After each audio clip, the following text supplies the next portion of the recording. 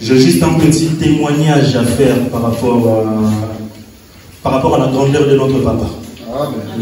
Nous allons dire que c'est par rapport à la grandeur de notre papa. Cela remonte il y a un peu plus d'un mois passé. C'était au mois de juillet, vers le début du mois de juillet. Habituellement, en fait, j'ai deux voitures. Mais il y en a seulement une que j'utilise tous les jours. Je viens même avec ici à l'église. C'est une Citroën C4. C'est ma voiture de tous les jours. Je pars au travail avec. J'ai encore une autre voiture, Opel Zafira, pardon. Mais je ne la conduis pas du tout. Parce que j'ai tellement l'habitude de rouler avec la C4. Ça fait que l'Opel, je ne la calcule pas. Au début du mois de juillet, je voulais quand même déplacer la voiture parce qu'en force de rester au même endroit, on connaît bien comment ça se passe ici, la loi, l'État peut venir enlever la voiture. Les jours où j'ai voulu déplacer la voiture, je démarre la voiture ne démarre pas. Et je vois tout le voyant, il n'y avait rien qui était allumé, et j'avais compris que la voiture avait problème de batterie, il fallait que je change la batterie. Par rapport à mon travail, par rapport à toutes les responsabilités que nous avions, je n'ai pas eu le temps d'acheter la batterie. La semaine dernière, au mois de juillet, pendant que je travaillais, en tout cas toute cette semaine-là, tous les jours qui passaient, il y avait l'esprit qui me poussait d'acheter la batterie. Et je n'achetais pas la batterie. Je me disais toujours que quand je vais finir le travail, je vais acheter la batterie. Et quand je finis le travail, j'ai dit d'Auxerre, le temps d'arriver à Paris, j'arrive à Paris de 20h, 21h. Donc tout est fermé. Et même quand j'arrive à la maison, je me dis, je peux commander sur Internet, mais il y a toujours quelque chose qui fait en sorte que je ne commande pas cette batterie. J'ai laissé. En tout cas, c'était vraiment toute cette semaine-là, l'esprit vraiment me poussait à acheter la batterie. Mais malheureusement, je n'avais pas assez de discernement pour discerner que c'était Dieu qui me parlait. Je n'ai pas acheté la batterie. Le dernier vendredi du mois de juillet, il y avait une personne. Vers 6h du matin, le monsieur est venu avec sa voiture. Il a cabossé toutes les voitures qui s'étaient garées là où il y avait ma voiture. En fait, il y avait 4 voitures d'affilée. Et parmi les 4 voitures, il y avait ma voiture qui a eu beaucoup plus de dégâts. Et tout le devant de la voiture est complètement détruit. Je me suis dit, qu'est-ce qui s'est passé? C'est de là que je commence maintenant à réaliser que non, l'esprit qui m'a poussé à acheter la batterie, c'était pour éviter que cette chose arrive. Je me suis dit, bon, tiens, c'est déjà arrivé, c'est trop tard. Maintenant, il fallait que j'appelle l'assurance. Vous savez bien, nos assurances ici, quand on les appelle, il faut attendre 30-40 minutes après à l'attente. Et moi, ça, c'est des choses que je ne supporte pas. Je les ai appelés une fois, je suis resté au moins 18 minutes à l'attente, j'ai raccroché. Je me suis dit, je vais les rappeler après. Et le rappeler, malheureusement, je n'ai pas eu le temps non plus de le rappeler.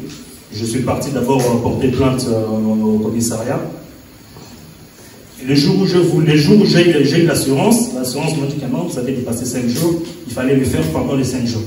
L'assurance ne pouvait plus rien faire. Je dis, écoutez, c'est pas grave, de toute façon la voiture, je ne la calcule pas, je vais la réparer quand j'aurai le temps. J'ai laissé la voiture. Dimanche de cette semaine, c'est-à-dire lundi de cette semaine, j'ai dormi et je fais un songe. Il y avait mon fils, le bébé, qui était en train de jouer à la maison. Et nous aussi, on était à la maison, mais nous, on faisait aussi d'autres choses. On ne calculait pas l'enfant, mais l'enfant était en train de jouer tout seul. Et à un moment donné, j'ai vu, en fait, jusqu'aujourd'hui, je n'arrive pas à comprendre si c'était un esprit, si c'était un animal ou si c'était une personne. Mais j'ai vu quelque chose qui voulait venir attraper l'enfant.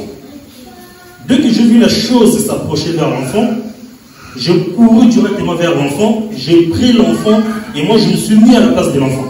C'est-à-dire je protégeais l'enfant et moi je me suis sacrifié à la place de l'enfant.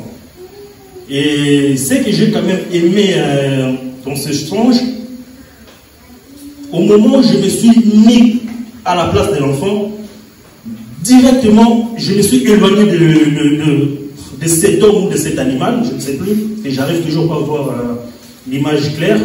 Je me suis totalement décalé. Donc, au moment où j'arrive pour prendre l'enfant, je me suis mis à sa place et automatiquement, je me suis directement distancé. Alors que j'étais à côté de la chose en question, mais je me suis distancé de 3 ou 4 mètres. Et là, j'ai pris maintenant l'enfant, on commençait à courir et la chose commençait à nous suivre.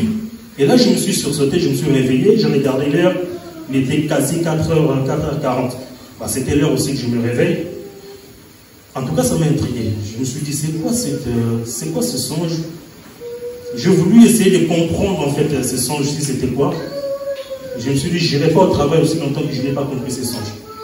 Je suis resté au moins une heure du temps toujours allongé. J'ai essayé de réfléchir, j'ai essayé de comprendre c'est quoi ce message. Et malheureusement, Dieu n'a pas voulu non plus que je puisse comprendre ce message. Je vis qu'il était quasi 6h40. Je me suis dit, bon, je vais quand même y aller. Alors qu'à 6h40, je suis déjà quasi à 50-60 km de ma maison. Je me suis dit, je vais quand même m'apprêter, je vais partir. Je me suis apprêté, j'ai sorti de la maison, il était quasi 7h. Avant de partir, je vérifiais l'huile parce que la semaine précédente, j'étais parti chez notre frère Serge. Déjà, l'huile de ma voiture, il n'y avait quasi plus rien. Parce que la voiture me signalait qu'il fallait que je mette l'huile. Notre frère m'a aidé à mettre un peu d'huile. La voiture est redevenue normale. Je suis arrivé à la maison. La voiture, dès que je suis arrivé à la maison, la voiture me signale aussi de mettre l'huile. Bon, étant donné que j'avais plus touché la voiture durant tout le week-end, je me suis dit, bah, je vais mettre l'huile le lundi. Et le lundi en question, je sors, je mets l'huile, je vérifie l'eau était parfaite. J'ai même mis aussi l'essuie-glace, lave-glace. Je prends la route, je pars. J'arrive sur l'autoroute, je n'avais pas de carburant, j'ai mis le plein. Je prends maintenant ma route pour se diriger vers Auxerre.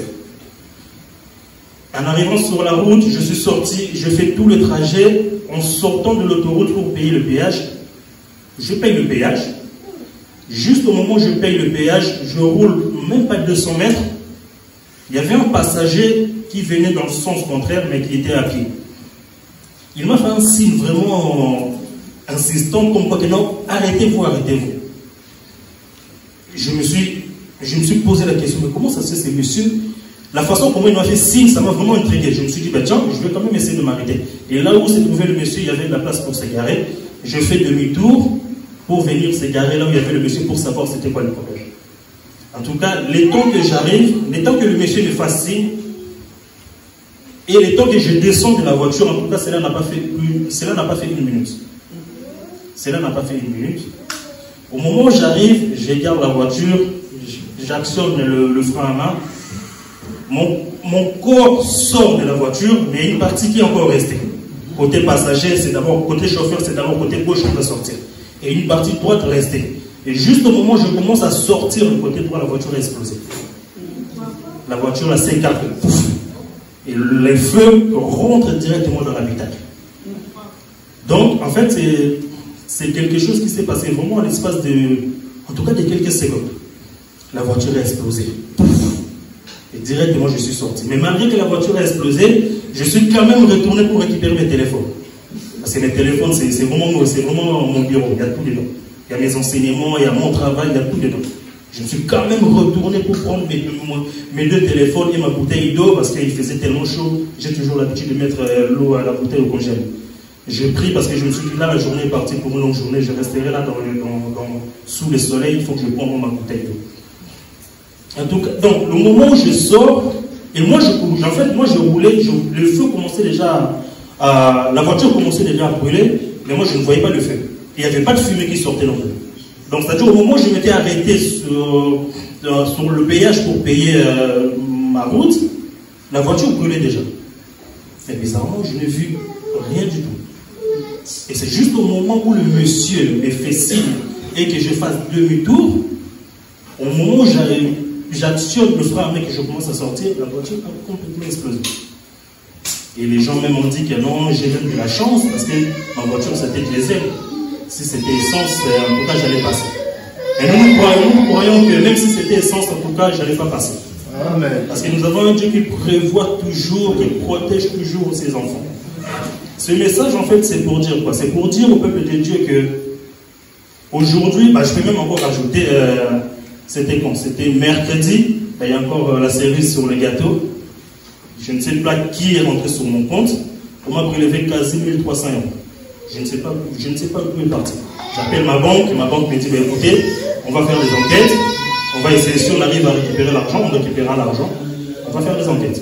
Donc ça, c'était vraiment la série sur les gâteaux. L'argent est parti, et ça fait que Là, aujourd'hui, j'ai plus de voiture parce que mes 2 voitures sont complètes. Vendredi, pardon, j'arrive à la maison, je vois, il n'y a plus de voiture. Et je comprends que la voiture est partie à la fourrière. Voilà, je me suis dit, ça sert à rien, je laisse la voiture partir parce que je m'en occupais plus. Donc là, au jour d'aujourd'hui, mes 2 voitures, j'ai perdu mes 2 voitures. J'ai perdu quasi 1300 € sur le compte. Et mon témoignage, c'était pour montrer au peuple de Dieu que ceux qui pensent que le bien matériel, c'est la bénédiction de l'Éternel, et moi je dirais que je suis maudit. Parce que je dirais que la bénédiction que Dieu m'a donnée, Dieu les a récupérés. Donc je suis un enfant maudit. Parce que la bénédiction de l'Éternel me fait suivre d'aucun chagrin. Mais cette voiture-là a voulu me ramener des chagrins. Et en plus de cela, la voiture est partie en feu. Il y avait mes outils dedans. Donc j'ai perdu presque 1800 € des outils qui étaient dedans. Sans compter les matériels, les choses que j'avais achetées pour mon travail. Donc, je dirais que je suis un enfant maudit. Mais nous croyons que nous, les enfants de Dieu, nous ne sommes pas maudits. Parce que nous avons une vraie bénédiction. Or, la bénédiction que nous avions, ce n'est que notre Seigneur Jésus-Christ. J'ai partagé avec notre évangéliste Sylvain hier. Il m'a dit une chose, frère Yannick, ne sois pas inquiet parce que la bénédiction, ce n'est pas le matériel, mais c'est une personne. Et nous croyons que cette personne, c'est notre Seigneur Jésus-Christ. Ceux qui se disent que la bénédiction, c'est le matériel. Ceux qui pensent que la bénédiction, c'est les choses de ce monde. En tout cas, détrompez-vous. La bénédiction de l'Éternel, c'est d'avoir Christ en toi. Parce que si je n'avais pas Christ en moi, en tout cas, aujourd'hui, je n'allais pas me présenter devant vous. Mais nous croyons que notre Dieu est tellement merveilleux. Aussi longtemps que notre mission n'est pas finie sur cette terre, nous ne résonnerons pas. Parce que notre papa nous a envoyés ici-bas pour faire une mission. Et lorsque la mission sera finie, lui-même il nous prendra et il nous ramènera à la maison. En tout cas, détrompez-vous encore une fois de plus, la bénédiction n'est pas le matériel de ce monde. Que Dieu bénisse son peuple.